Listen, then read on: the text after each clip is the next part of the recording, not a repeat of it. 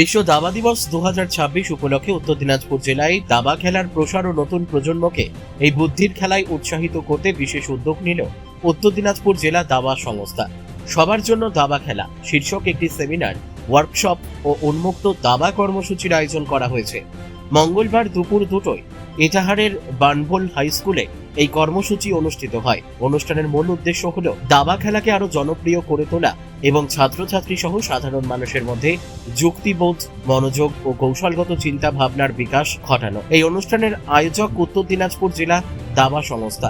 সহযোগিতায় রয়েছে ইসলামপুর মহকুমা দাবা সংস্থা এবং রায়গঞ্জ মহকুমা দাবা সংস্থা। আয়োজকদের পক্ষ থেকে জানানো হয়েছে, বিশ্ব দাবা দিবস উপলক্ষে জেলার দাবা খেলোয়াড়, প্রশিক্ষক, শিক্ষার্থী ও দাবা অনুরাগীদের এক ছাতার তলায় এনে দাবা চর্চাকে আরো এগিয়ে নিয়ে যাওয়াই এই উদ্যোগের মূল লক্ষ্য। অনুষ্ঠানে দাবা বিষয়ক আলোচনা, প্রশিক্ষণমূলক কর্মশালা এবং উন্মুক্ত দাবা খেলার আয়োজন থাকবে।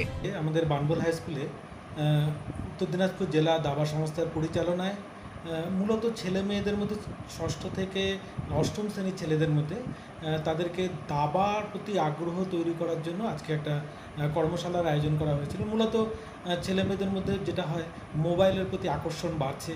এই মোবাইলের থেকে আকর্ষণ কমিয়ে আনা পাশাপাশি আমাদের সমাজে যেটা মনোসংযোগ বা ধীর স্থির যে প্রবণতাটা সেটা কমে যাচ্ছে।